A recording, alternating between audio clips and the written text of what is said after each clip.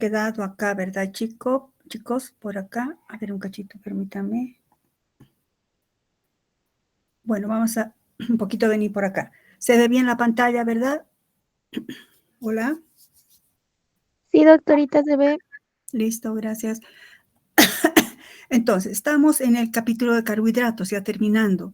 Los carbohidratos, hemos dicho, ¿verdad?, que están presentes, hemos visto la ubicuidad, que están presentes en varias partes de la economía. Aparte, forman parte de las células animales, vegetales, etcétera. Son principales fuentes, son importantes fuentes de energía, de carbono y energía, pero no están solos. En las estructuras celulares, los carbohidratos no actúan o no están presentes solo como carbohidratos.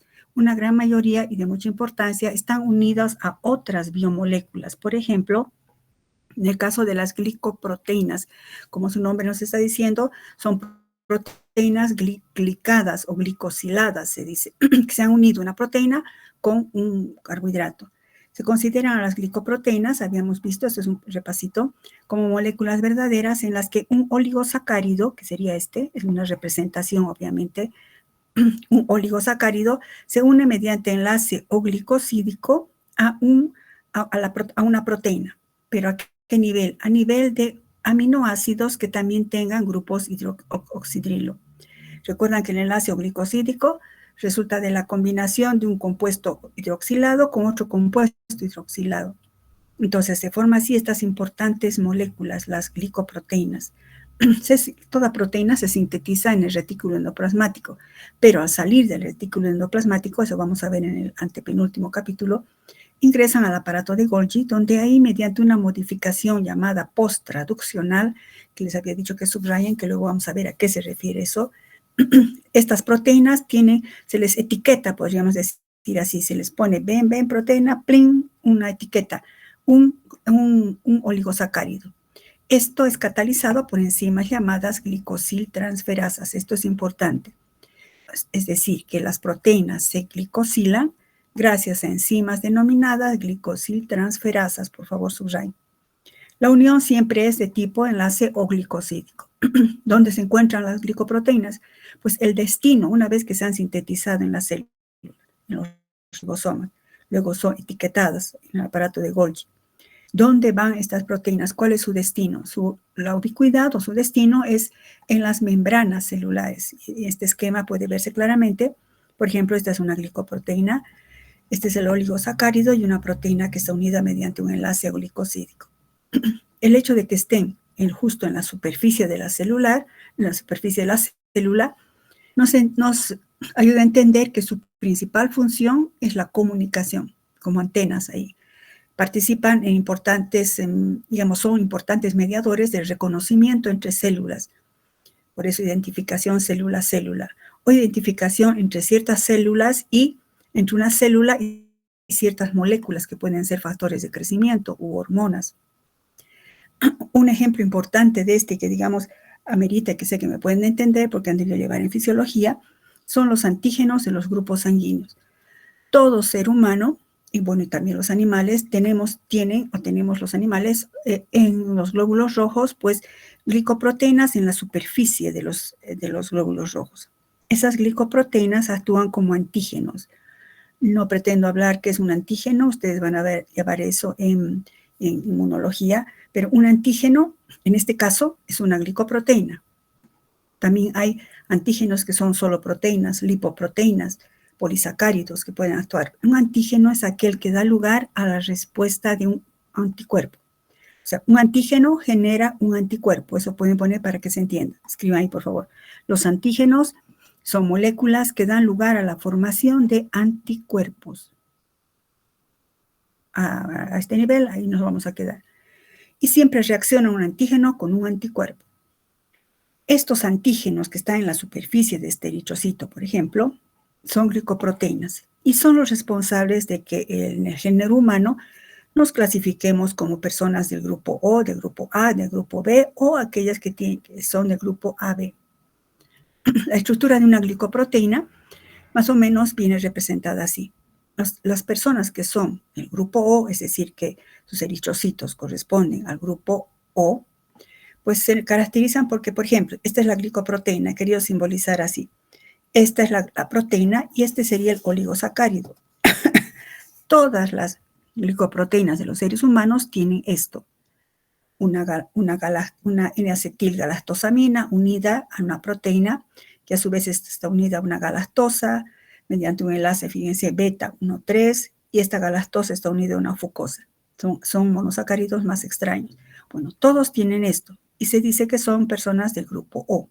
En cambio, las personas, aquel grupo humano de seres humanos que tengan el grupo A, aparte de que tienen esta estructura básica, tienen unida a una galactosa una molécula de N-acetilgalactosamina. Vamos a ver por qué y por qué ese grupo de personas puede tener esto y otras no. Entonces, el grupo A se caracteriza porque aparte de esta estructura básica, tienen añadido una N-acetilgalactosamina. Las del grupo B, aparte de la estructura básica, tienen unida una molécula de galactosa. ¿Por qué? Pero algunos unen galactosa y otros unen N-acetilgalactosamina y otros no usan nada. Es decir, ¿por qué existen diferentes grupos sanguíneos? Pues la pregunta está, ¿por qué ciertos individuos añaden ciertas glicoproteínas, ¿no?, a sus proteínas? Por ejemplo, los del grupo A hemos visto que añaden N-acetilgalactosamina. Los del grupo B han añadido a su estructura básica una galactosa. Y los del grupo B han añadido ambas, son capaces de añadir ambas a sus antígenos.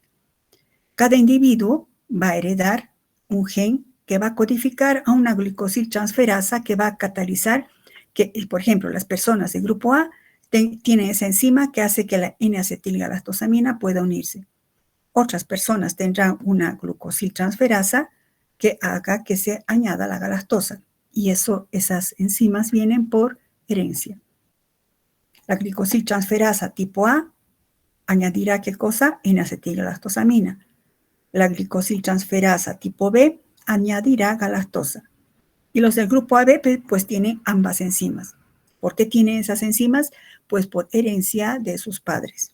Cada individuo hereda un gen que codifica a una enzima específica. Y la mayoría de las personas que están de grupos humanos del grupo O pues carecen de esas enzimas. Antes y antiguamente, sin embargo, ha dejado de tener importancia en cuanto a eso, en cuanto a, digamos, factores de herencia, cómo reconocer. No puede ser que dos papás del grupo A tengan un hijo del grupo 0, eso ha sido discutido, ¿no? Pero sí está codificado genéticamente. Y entonces la importancia, aquí habíamos quedado, la importancia de conocer esto radica en las incompatibilidades sanguíneas. Conocer esto como estudiantes de bioquímica, futuros profesionales, es sumamente importante. Digamos, la sangre dentro del cuerpo de un individuo carece de anticuerpos contra otro tipo de sangre. O sea, no tenemos anticuerpos contra ningún tipo de sangre normalmente, sino que los anticuerpos son desarrollados cuando ingresa un antígeno desconocido, porque lo considera como un antígeno extraño, un invasor. Por ejemplo, un individuo de sangre tipo O, que no tiene antígenos, ¿recuerdan? Solamente tiene la estructura básica. Esa persona, como no tiene esos otros componentes antigénicos, que son la N-acetilgalactosamina del A y la galactosa del grupo B, esas personas pueden donar sangre a cualquier persona. ¿Por qué pueden donar sangre? Porque carecen de anticuerpos que ataquen a otros tipos de sangre. Entonces, pueden donar porque no tienen esos componentes antigénicos como N-acetilgalactosamina y galactosa. Entonces, cuando ingrese esta sangre a otra persona, no va a reconocer como extraño porque no tiene esos antígenos, no tiene, repito, N-acetilgalactosamina ni galactosa. Por eso se llaman donantes universales, porque no tienen ninguno de los dos componentes antigénicos, repito, ni N-acetilgalactosamina ni galactosa en sus estructura de sus glicoproteínas. Es el donante universal. Si un individuo con sangre tipo O, un individuo con sangre tipo O, puede donar a cualquier persona debido a que no tiene los antígenos. Bueno, esto es redundante. La sangre O carece también de anticuerpos que ataquen a otros tipos de sangre. Por eso es donante universal. Sin embargo, si un individuo del grupo O recibe, en la transfusión es diferente. Esto es como donante. Si esta persona del grupo O recibe una transfusión de sangre de cualquier tipo, ya sea del tipo A o el de B o AB, inmediatamente va a desarrollar anticuerpos porque, recuerden, A tiene N-acetilgalactosamina y el B tiene galactosa. Entonces, inmediatamente el cuerpo del receptor dirá, aquí hay sustancias extrañas y empezarán a atacar a los glóbulos rojos. Los consideran extraños. Y esto provoca destrucción, coagulación de la sangre y en algunos casos, aparte del shock, daño renal, muerte. El grupo O no puede recibir sangre, pero sí puede donar. Un individuo con sangre de tipo AB, por ejemplo, que tiene ambos antígenos, repito, N-acetilgalactosamina y galactosa, tiene ambos antígenos. Entonces podrá recibir sangre de cualquier tipo, puesto que como tiene esos antígenos, cualquiera que le dé no lo va a reconocer como extraño. Por eso se dice que los individuos del grupo AB son receptores universales. Bueno, con esto que todo depende de una glucoproteína, pues en eso se clasifican los grupos O, A, B y AB. Y que la forma en que se transfunde, pues es importantísimo para que el remedio no sea peor que el mal. Porque si se transfunde mal, pues puede ocasionar shock, daño renal o muerte. Con esto hemos acabado el capítulo, chicos. ¿Alguna pregunta?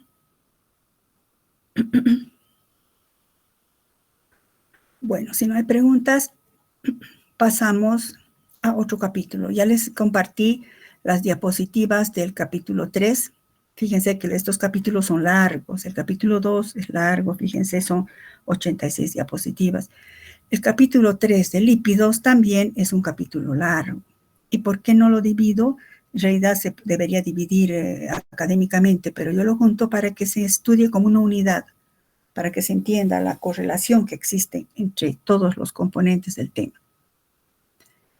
Bueno, asumo que tiene ya las diapositivas. Vamos a empezar con el capítulo 3, lípidos y biomembranas.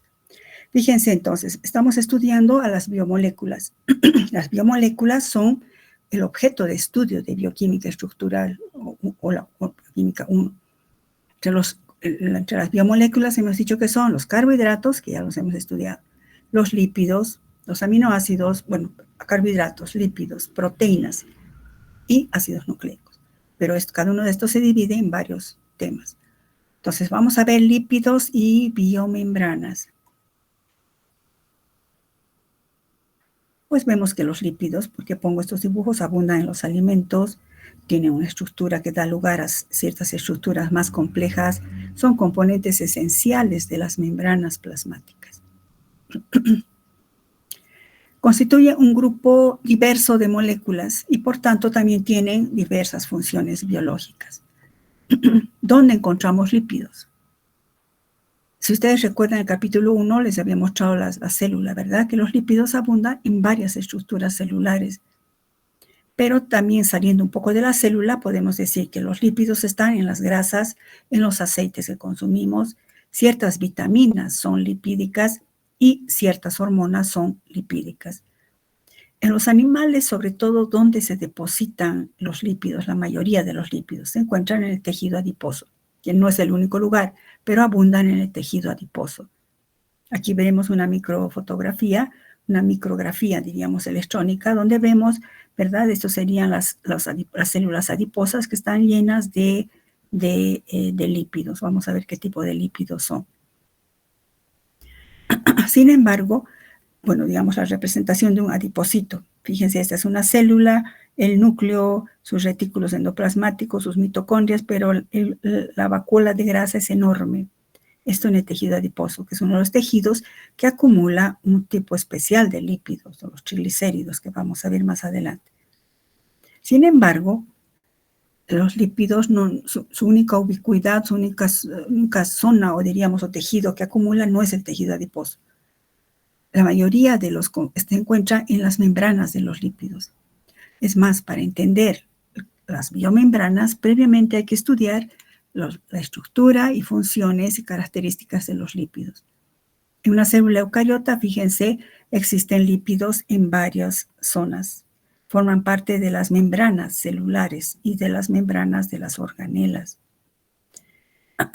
Por eso el capítulo se llama lípidos y biomembranas.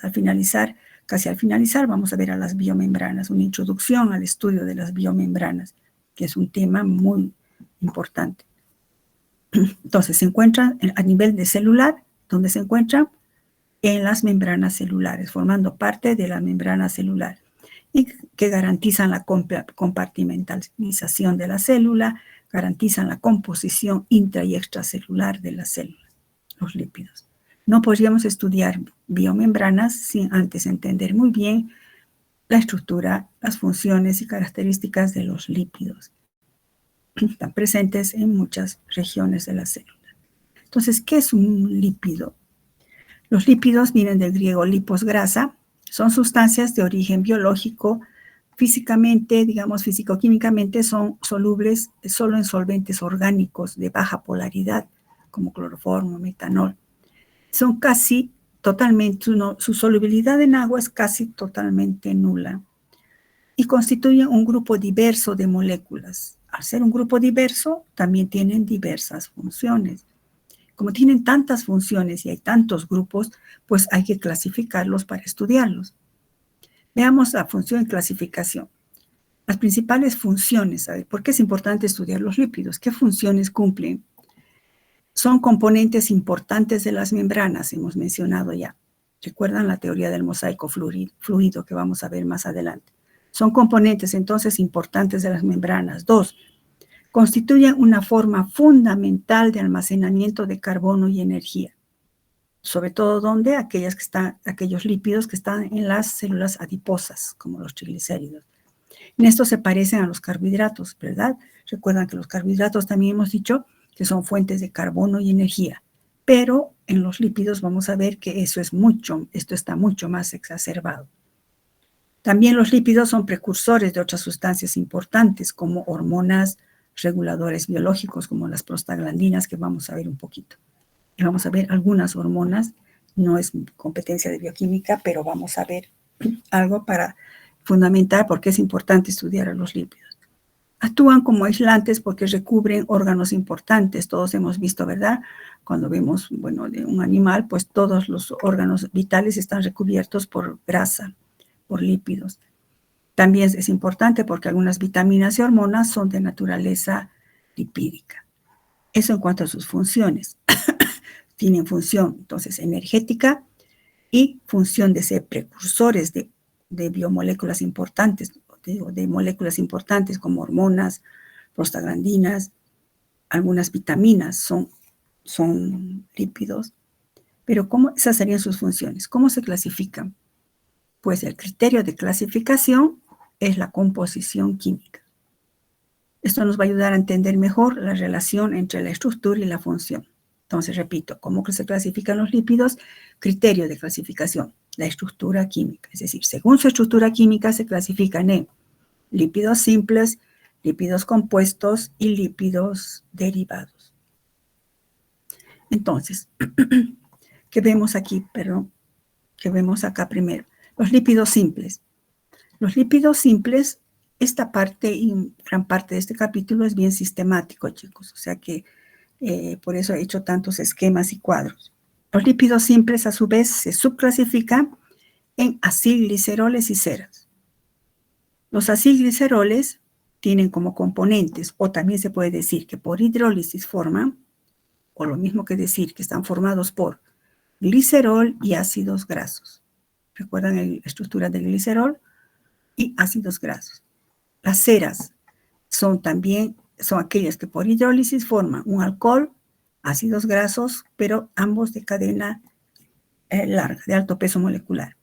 Luego los lípidos compuestos se subclasifican en glicerofosfolípidos, esfingomielinas, cerebrósidos y gangliósidos. Todos estos vamos a ir desarrollándolos uno por uno, chicos. Entonces, los lípidos compuestos incluyen a los glicerofosfolípidos, esfingolípidos, cerebrósidos y gangliósidos. Los glicerofosfolípidos se llaman así porque sus componentes son glicerol, que está unido a ácidos grasos, un grupo fosfato un ácido fosfórico ionizado y otras formas de alcoholes que vamos a ver. Las esfingomielinas tienen una esfingosina, que es un tipo de alcohol, vamos a ver, un ácido graso y también son lípidos con un grupo de ácido fosfórico y colina. Los cerebrósidos y gangliósidos pues se caracterizan por esta composición, que vamos a ir viendo a cada uno de ellos. Algo que he querido colocarles aquí, que en algunos libros subclasifican de esta manera. Los lípidos compuestos también se clasifican, diríamos que en realidad es lo mismo, ¿no? Pero esfingolípidos. ¿Por qué se llama esfingolípidos? Fíjense, este corchete incluye a todos estos que tienen esfingosina como un alcohol. Siempre, fíjense, es un alcohol y un ácido. Alcohol, ácido. El glicerol es un alcohol. Alcohol, ácido. La esfingosina es un alcohol especial, un alcohol aminado y ácido. Alcohol, ácido. Alcohol, ácido. Entonces, químicamente son ésteres. Pero se caracterizan, por ejemplo, de que todos los que tengan esfingosina se llaman esfingolípidos. Dentro de estos esfingolípidos están los cerebrósidos y gangliósidos, que es cierto, son esfingolípidos, pero tienen en su composición, se llaman, ¿verdad? Siempre le llamamos así, azúcares simples, por ejemplo, monosacáridos. Y estos otros, los gangliósidos, que tienen azúcares, que serían oligosacáridos, oligo, ¿no? Entre 2 a 6 azúcares simples. Entonces, a ese grupo también se les llama los glucolípidos. ¿Qué tiene en general toditos estos? Fíjense, un factor, un común denominador. Tanto los lípidos simples como los lípidos compuestos tienen en su composición ácidos grasos. Y repito, resultan de la combinación de un compuesto con un grupo oxidrilo, tipo alcohol, con un ácido. Alcohol, un ácido. Alcohol, ácido. La esfingosina, repito, es un alcohol especial que vamos a ver, pero es un alcohol al final con un ácido graso. Y entonces, repito que son, estos sobre todo, son ésteres. Entonces vamos a aplicar la química de los ésteres. Luego tenemos los lípidos derivados, que son mucho más complejos. Incluyen los esteroides, prostaglandinas, hormonas, vitaminas lipídicas, etc. Gran parte de esto van a ver ustedes en nutrición también al año. Bueno, esta es la clasificación según su composición química. Como quiera que fíjense, los ácidos grasos abundan en todos los lípidos simples y compuestos, sobre todo, pues vamos a empezar a estudiar a los ácidos grasos.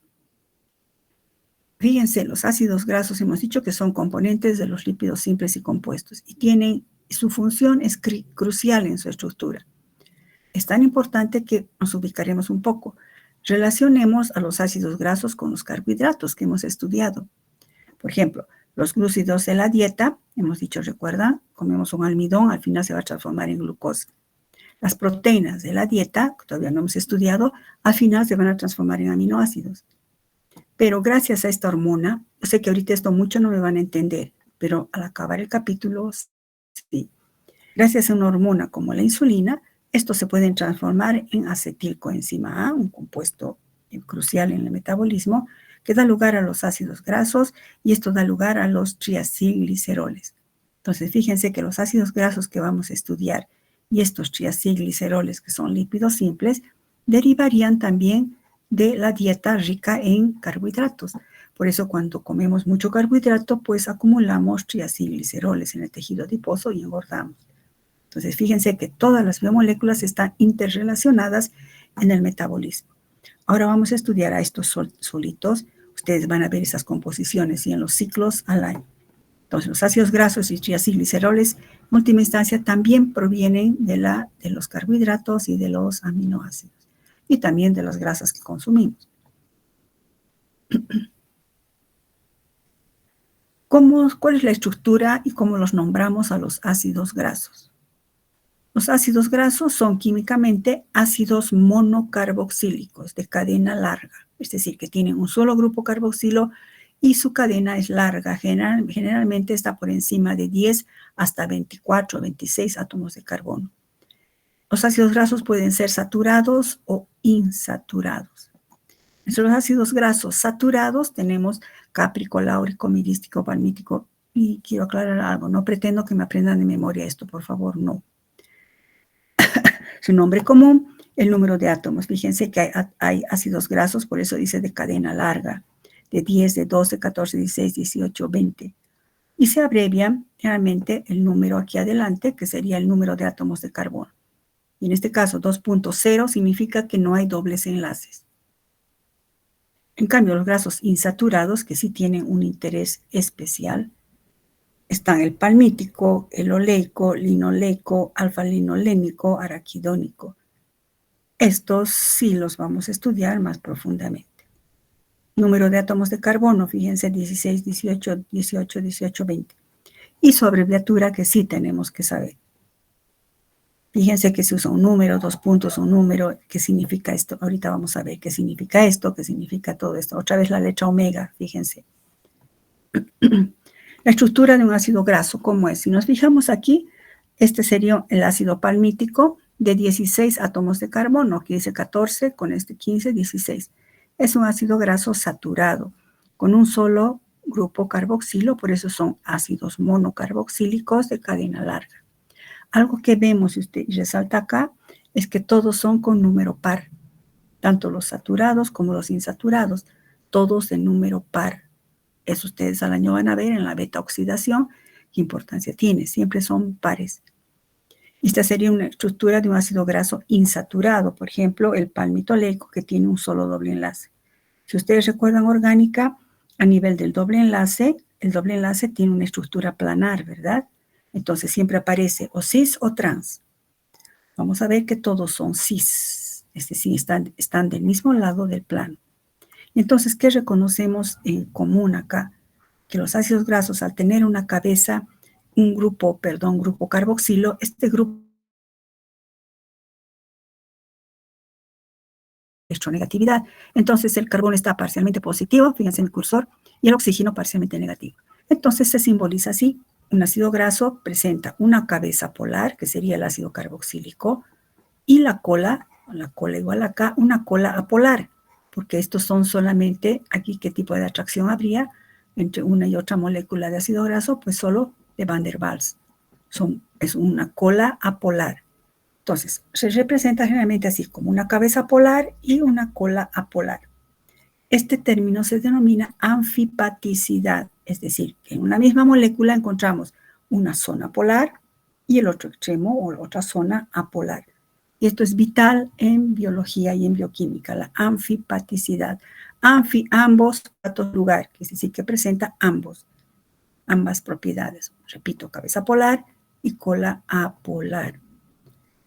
Por ejemplo, veamos algunos ácidos grasos. Por ejemplo, el ácido esteárico. Repito, y vuelvo a repetir, no me van a aprender de memoria. Pero sí, si yo les pongo una estructura, tienen que saber leer como su notación, que ahorita vamos a ver. Por ejemplo, ácido esteárico. Este es el grupo, que sería un saturado. Ácido oleico sería un ácido graso insaturado. Aquí hay un doble enlace. Igual el linoleico, insaturado con 2 insaturaciones, y el ácido alfa-linolénico con 3 insaturaciones. Bueno, primer reconocimiento. ¿Qué cosa vemos primero? Que el número siempre tiene un número par. 18, 18, 18. Bueno, coincidencia. También hay de 14, de 20, 22. Número par de átomos de carbono. Otra característica. Tienen sus dobles enlaces siempre en disposición cis. Si recuerdan que cis, del mismo lado del plano. Entonces, fíjense, del mismo lado del plano del doble enlace, ¿no? Cis y pues cis, expresado arriba abajo, no importa, pero cis. Otra característica importante es que los dobles enlaces siempre están separados por un grupo metileno, que sería este. Siempre por un grupo metileno. El grupo metileno sería carbono, hidrógeno 2, ¿verdad? Bueno, son características típicas o común denominador en la estructura de los ácidos grasos. Número par, tienen siempre dobles enlaces cis, y sus dobles enlaces siempre están separados por un grupo metileno, carbono, hidrógeno 2, como diríamos comúnmente, pero no deberíamos CH2, ¿no? Bueno, carbono, hidrógeno 2. Aquí también fíjense, carbono, hidrógeno 2, carbono, hidrógeno 2. ¿Cómo los nombramos?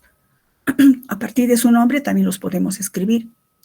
Eso se llama la notación, ¿verdad? Notación de los ácidos grasos. Se ajusta a ciertas reglas que son sencillas. Por ejemplo, vamos a usar un ejemplo. El ácido linoleico.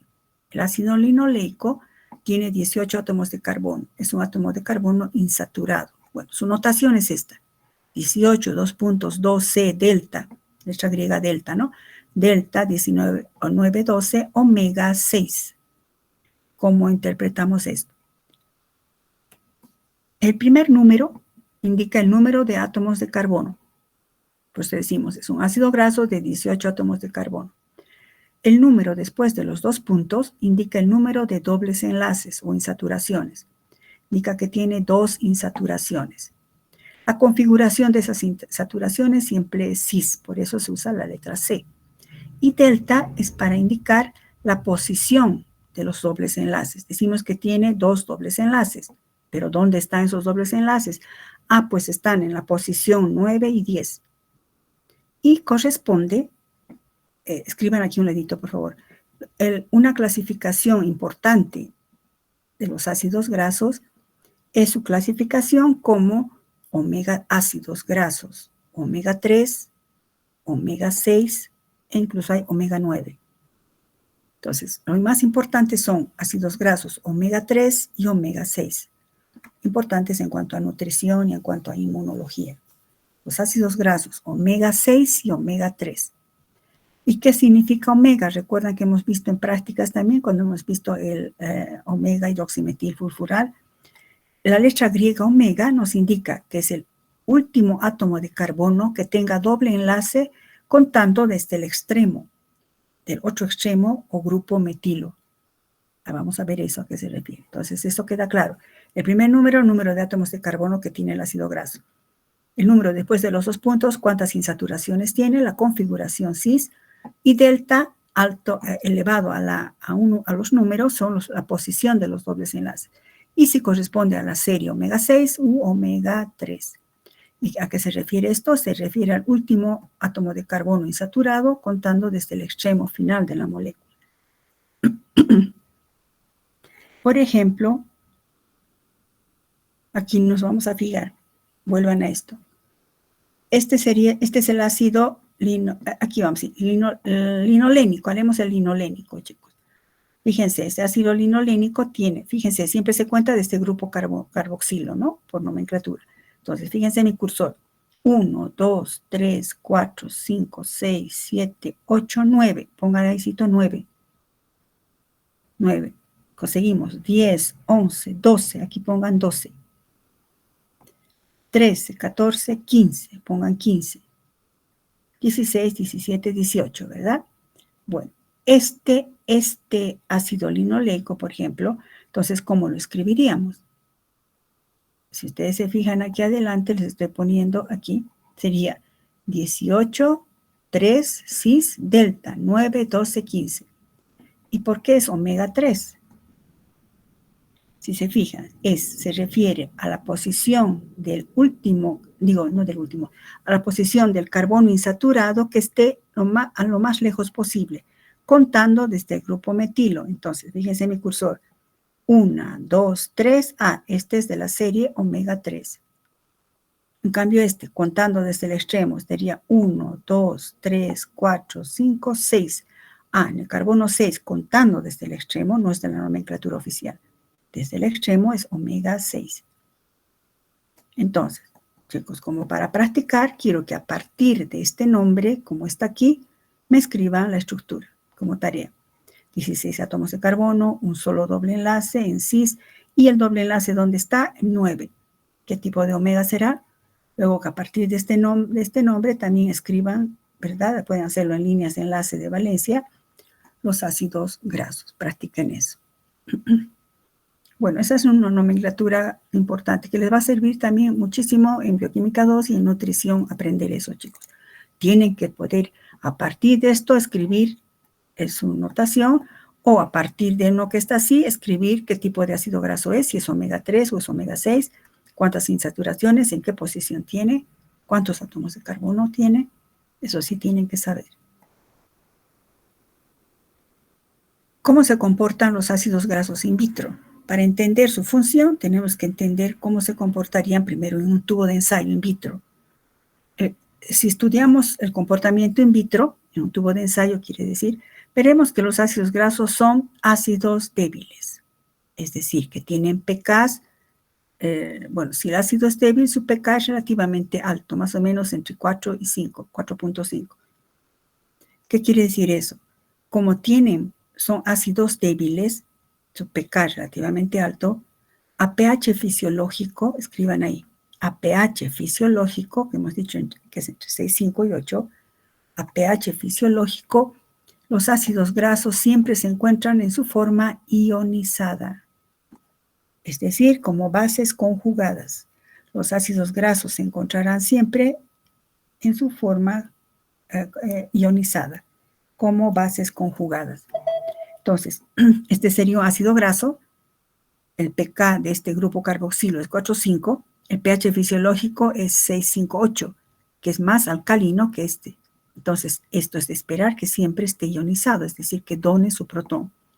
Y por eso generalmente se dice, en vez de ácido palmitoleico, por ejemplo, se dice palmitoleato, linoleato, caproato, siempre con el sufijo ato.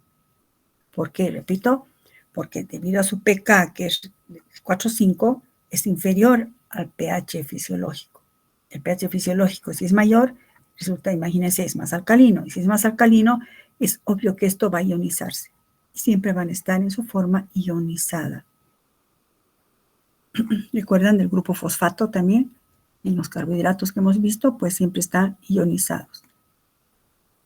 Ahora, cuando los ácidos grasos se encuentran en una solución acuosa, por ejemplo, que polar, como más o menos imitando al citoplasma, los ácidos grasos se comportan como sustancias anfipáticas típicas y tienden a formar micelas esféricas. ¿Qué quiero decir con eso?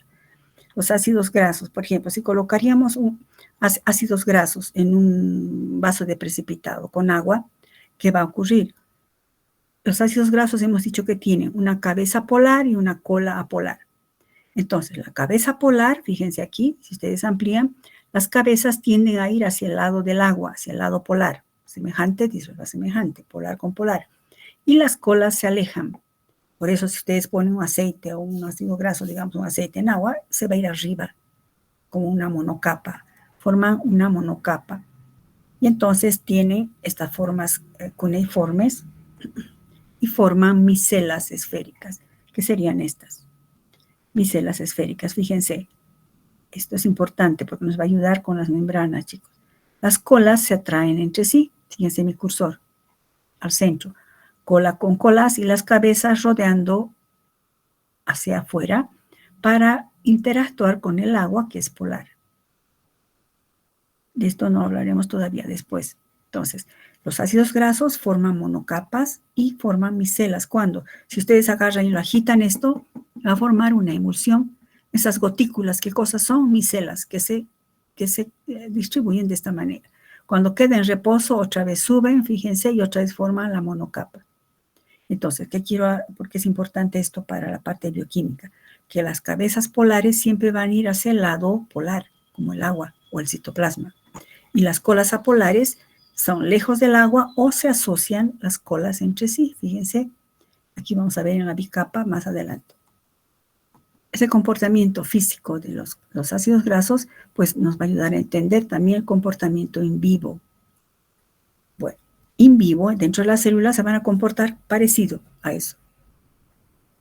Dentro de los grupos de importancia de comportamiento in vivo de los ácidos grasos, existe un grupo de ácidos grasos llamados ácidos grasos esenciales. Subráyenlo.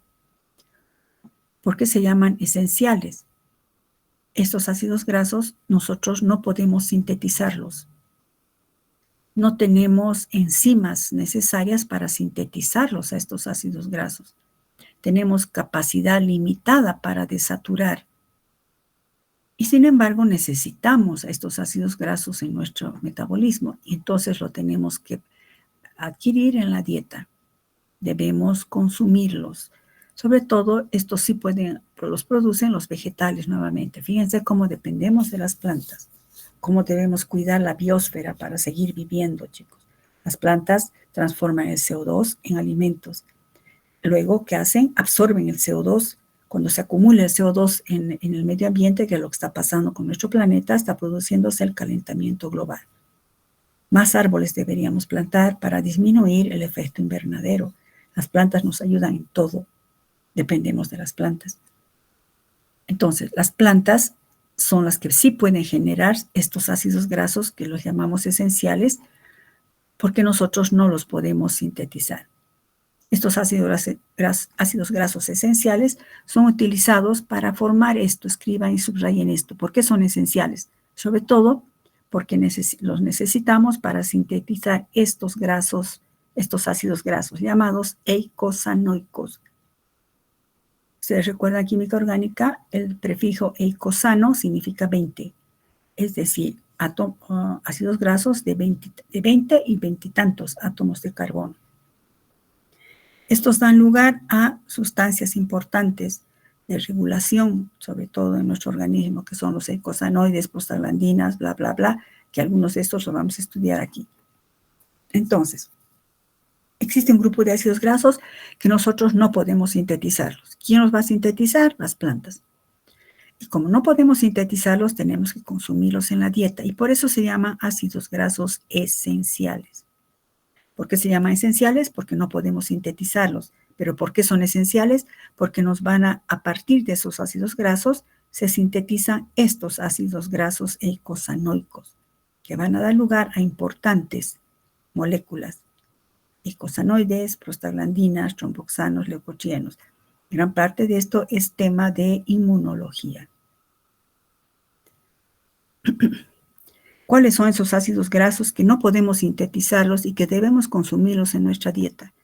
Pues son el ácido linoleico, fíjense, 18 átomos de carbono, con 2 insaturaciones en cis, y la posición de los dobles enlaces está en el carbono 9 y 12.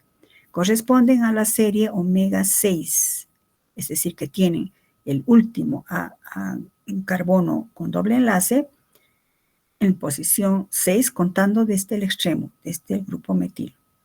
Y el otro es el ácido alfa-linolénico, 18 átomos de carbono, 3 insaturaciones en posición cis. La posición de los dobles enlaces está en el carbono 9, 12, 15. Corresponde a la serie omega 3. O sea, tenemos ácidos grasos de la serie 6 y de la serie omega 3. No son los únicos, pero son de esta serie. Son los que no podemos sintetizarlos. No tenemos enzimas que puedan desaturar más allá de la posición 9. Y entonces les estoy mostrando aquí los dos. Este cuadrito les va a servir mucho para bioquímica 2 y para nutrición. Estos son los ácidos grasos esenciales, linoleico, linolénico. El linoleico es omega 6, el linolénico omega 3. Esto es muy importante, chicos. El ácido linoleico, omega 3, da lugar, no voy a ponerme a hablar, eso es parte del metabolismo que, repito, van a ver en bioquímica 2 y en nutrición. Entonces, el ácido linoleico omega 6 es esencial, no lo podemos sintetizar, tenemos que consumirlo, vamos a ver de dónde. Pero da lugar a estos otros ácidos aminoácidos. Se simbolizan como GLA, los ácidos docosa hexaenoicos, y este es el importantísimo, el ácido araquidónico, que lo vamos a nombrar más adelante. Entonces, eso sí tienen que saber, a partir del ácido linoleico, que es omega 6, se sintetiza el ácido araquidónico. Luego, el ácido araquidónico sigue, aquí pongan mejor, perdón chicos, mejor así, yo estoy hablando, pongan acá. Mediante procesos de elongación, que es elongación, aumento de átomos de carbono, mediante procesos de elongación y desaturación,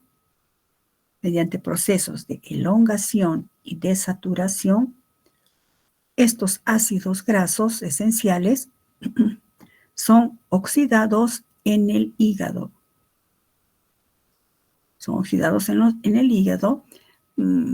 Eso más vamos a poner. A nivel de los microsomas en las mitocondrias.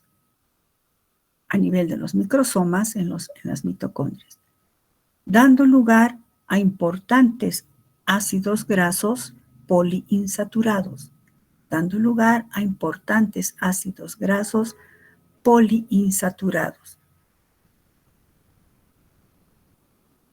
Por ejemplo, el ácido linoleico da lugar al importantísimo ácido araquidónico. Pongan ARA, se simboliza como ARA.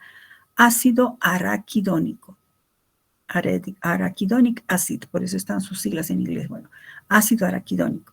De 20 átomos de carbono con 4 insaturaciones. Por eso son poliinsaturados.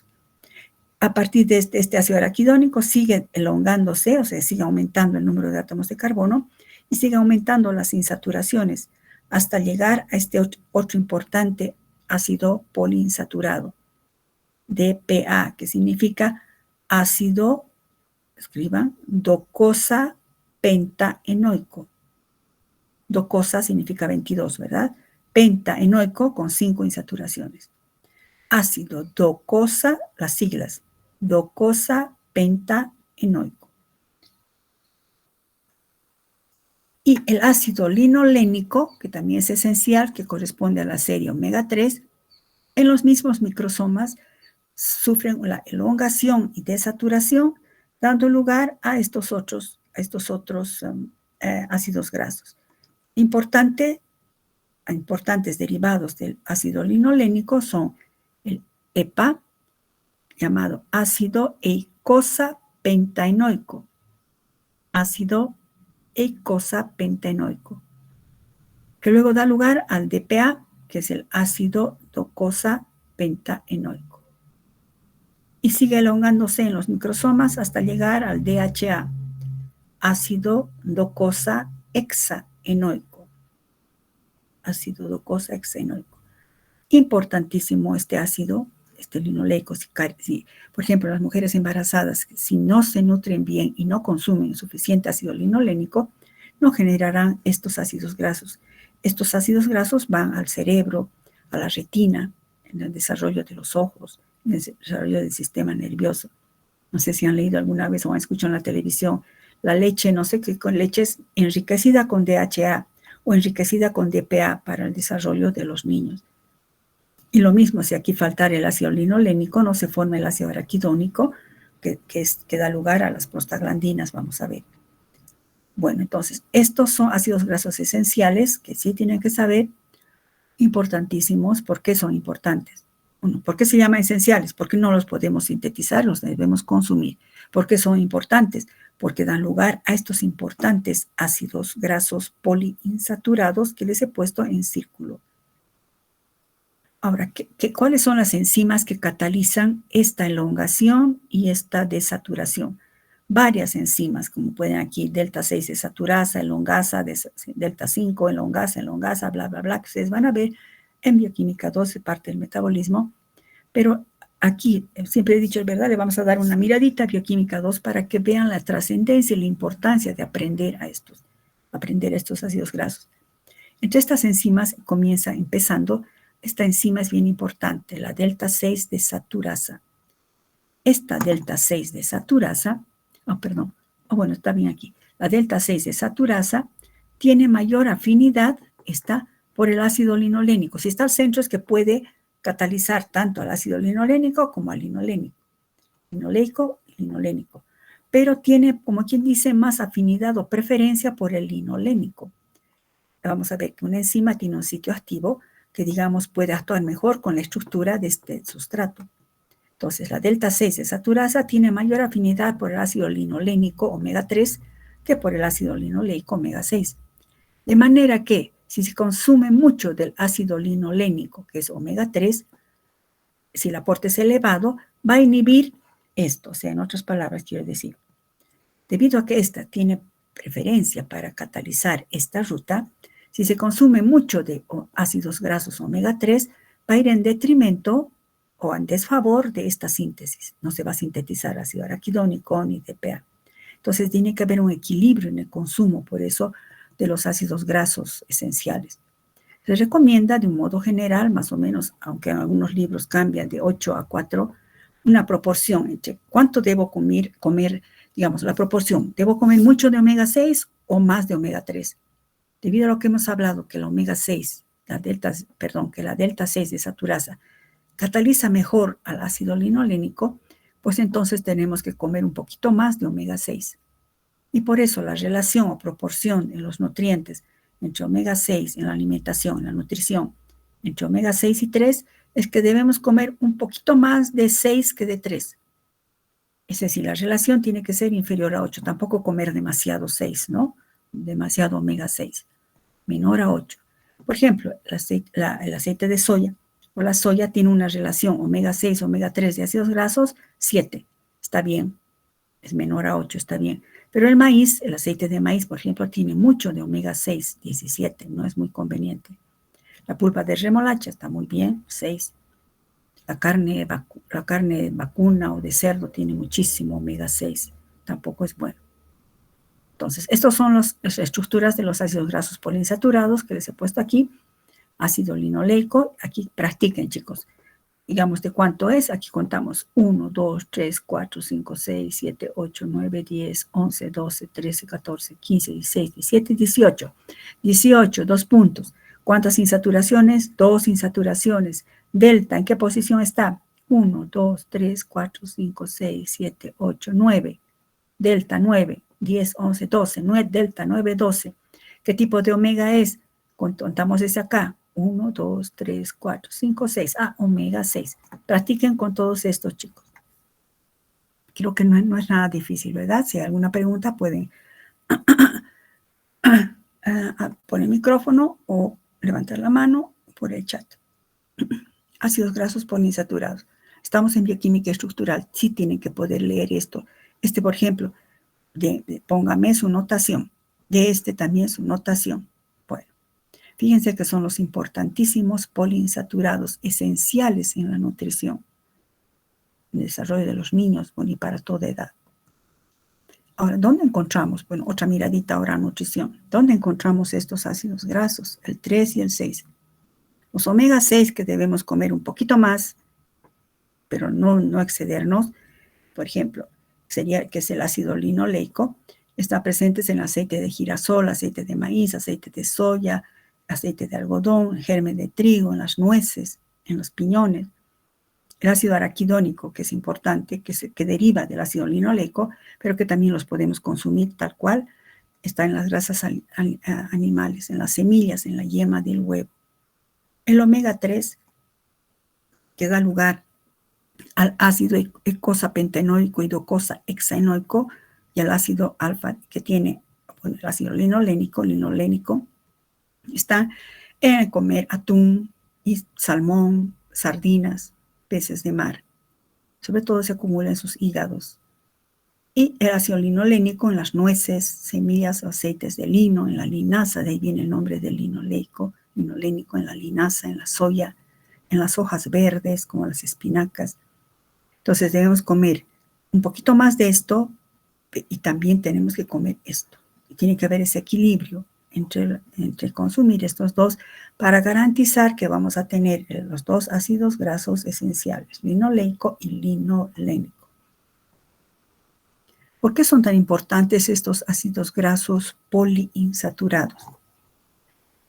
¿Por qué? ¿Dónde van? ¿Qué función tienen?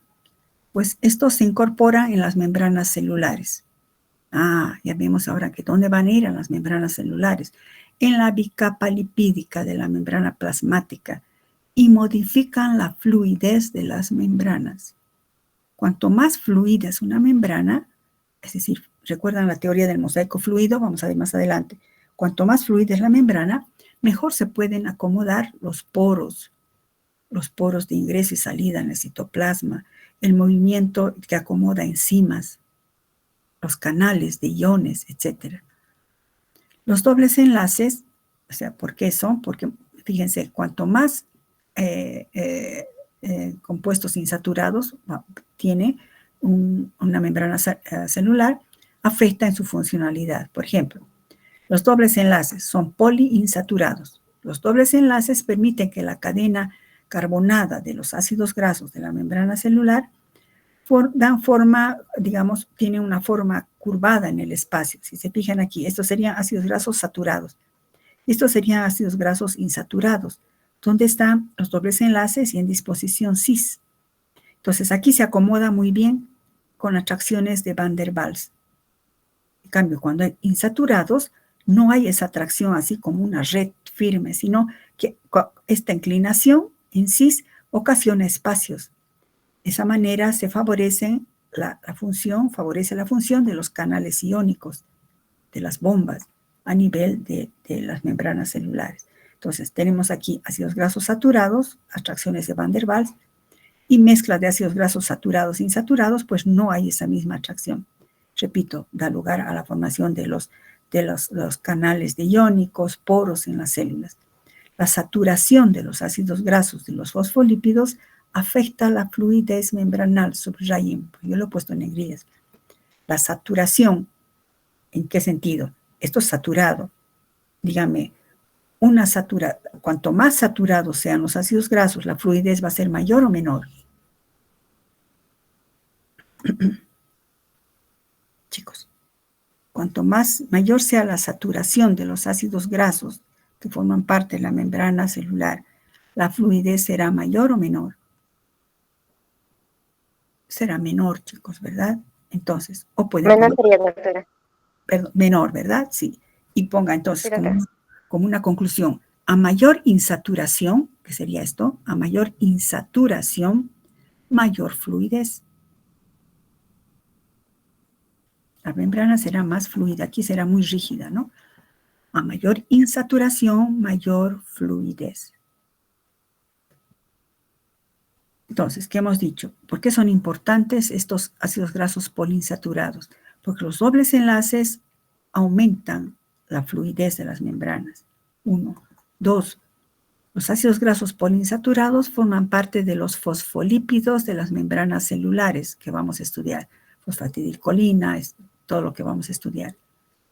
De donde pueden ser liberados, vamos a ver más adelante eso, por fosfolipasas, como los eicosanoides, dando lugar a eicosanoides. Eso es una miguita que vamos a estudiar más adelante. Bueno, entonces, los ácidos grasos poliinsaturados son esenciales.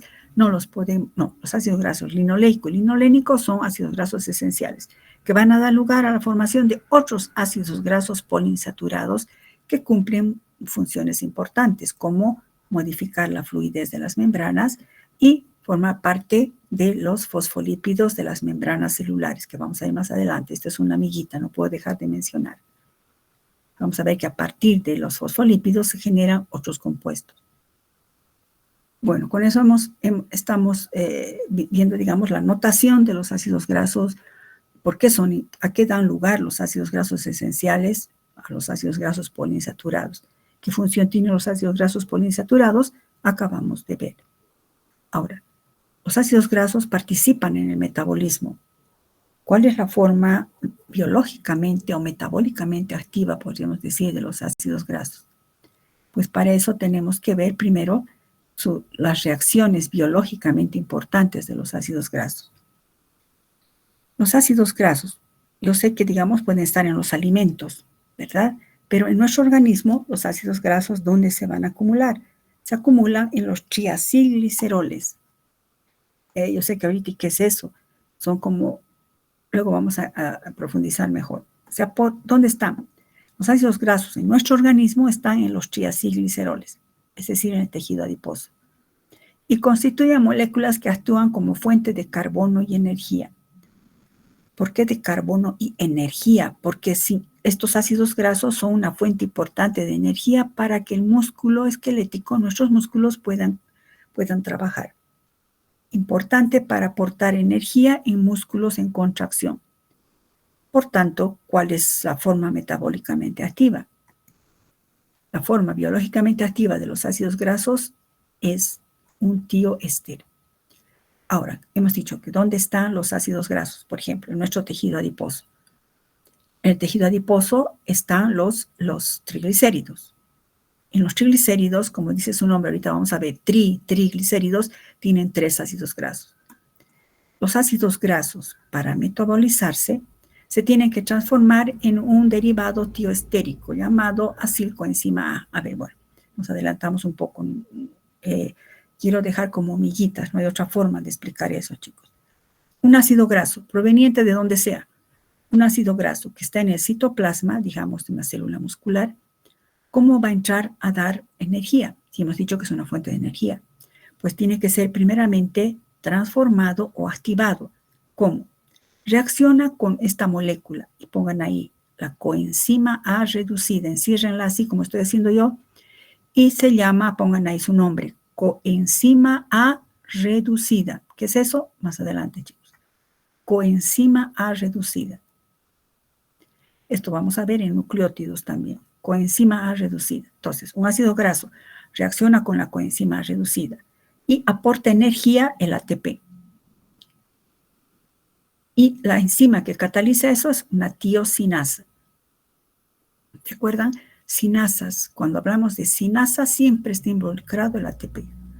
Entonces, un ácido graso, una acción de una coenzima. Esta coenzima, si se fijan acá, la coenzima reacciona con el ácido graso y va a formar este tioéster. Si se fijan, porque éster, un ácido, y esto sería, no es un alcohol, pero sí es un tiol, ¿recuerdan? Los tioles, que serían familiares, primos hermanos de los alcoholes. Un tiol. Este grupo sulfidrilo hace un ataque, fíjense mi cursor, hace un ataque nucleofílico al grupo carbonilo. Y se forma este éster, que sería, antes de sacar, acil, este sería el acil, ¿no? Acil coenzima A. Esta parte sería el derivado, ¿verdad? De la coenzima A, y esto derivado del ácido graso. Acil coenzima A, que es un tioéster. Prefijo tio hace alusión al azufre.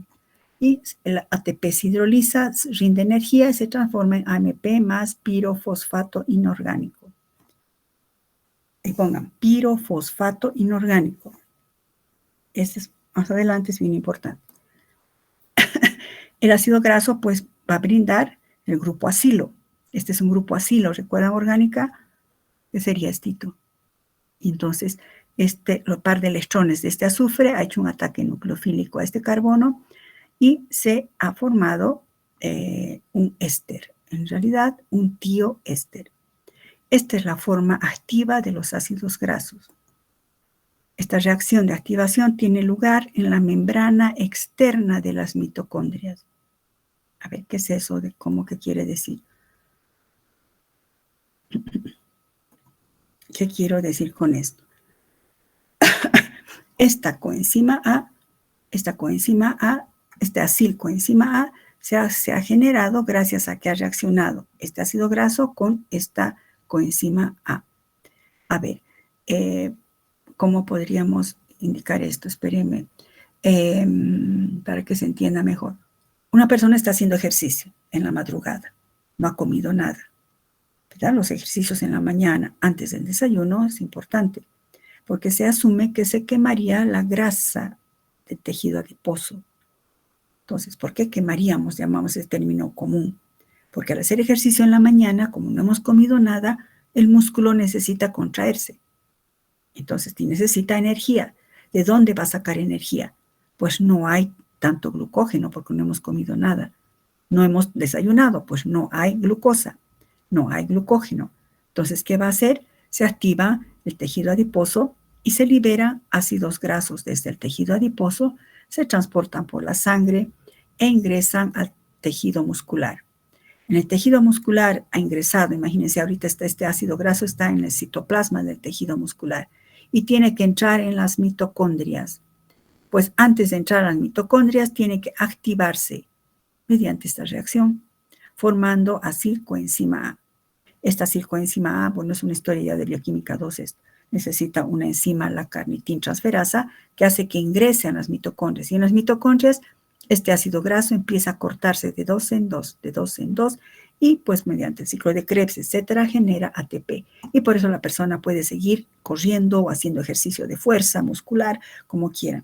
De esa manera, entre comillas, se está quemando la grasa, porque no hemos consumido nada. Hacer ejercicio en ayunas es mejor, aunque también dicen que hay que comer un poquito de carbohidratos para favorecer esta reacción, pero poquito. Entonces, lo que se quema son las grasas. Voy a tratar de hacer un esquema más explicativo para esto, aunque eso ya es tema de bioquímica 2, pero repito, antes de quemarse, hemos dicho que son fuentes de carbono y energía. Para que brinde energía a un ácido graso, primero tiene que activarse. ¿De dónde ha venido este ácido graso? Del tejido adiposo. El tejido adiposo Hay unas enzimas que rompen el tejido adiposo, sale el ácido graso a la sangre, ingresa a la célula muscular. Y en el citoplasma de la célula muscular ocurre esta reacción, en la que el ácido graso se activa de esta manera y recién así pueden ingresar, bueno, eso es otra historia con otras enzimas, ingresa a la mitocondria y en la mitocondria genera energía para que el músculo siga contrayéndose y sigamos haciendo el ejercicio correspondiente. Esto no vamos a ver, chicos. Y bueno, luego ya hemos visto ácidos grasos, entonces vamos a entrar a los lípidos simples. Vamos a quedar acá, chicos. Entonces, quedamos en lípidos simples. Continuamos la siguiente clase. ¿Alguna pregunta hasta acá? Permítanme un cachito.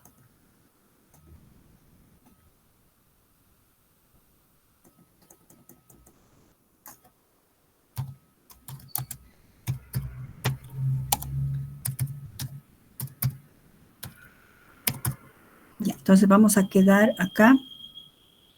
Si hay alguna pregunta, si no hay preguntas ahora, siempre pueden haber preguntas la siguiente clase. Ven, entren siempre repasando, chicos. Así, cuando estudien va a ser agradable. No van a estar como era, que dijo, ¿por qué no pregunté esto? Porque si vienen leyendo la siguiente clase o ahora mismo, la siguiente clase, preguntan cualquier duda. Y así están avanzando sobre seguro. Por favor, entren dándole una leidita. No están ni en exámenes. Y aunque estuvieran, chicos. Me toca mañana bioquímica, le echaré una leidita. Me toca mañana farmacognosia, le echaré una leidita. Me toca lo que me toque, le echo la leidita. Bueno, si no hay ninguna otra pregunta, si no hay preguntas, pues no ha habido preguntas. Si no hay preguntas, bueno, chicos, quedamos ahí. No se olviden, por favor, repasar, por favor. Mañana tenemos clases de prácticas, ¿no ve? Bueno, nos vemos en teoría la siguiente semana, chicos. No hay preguntas, voy a dejar de presentar. Bueno, hasta luego, chicos, cuídense. Hasta luego, doctora. Hasta luego.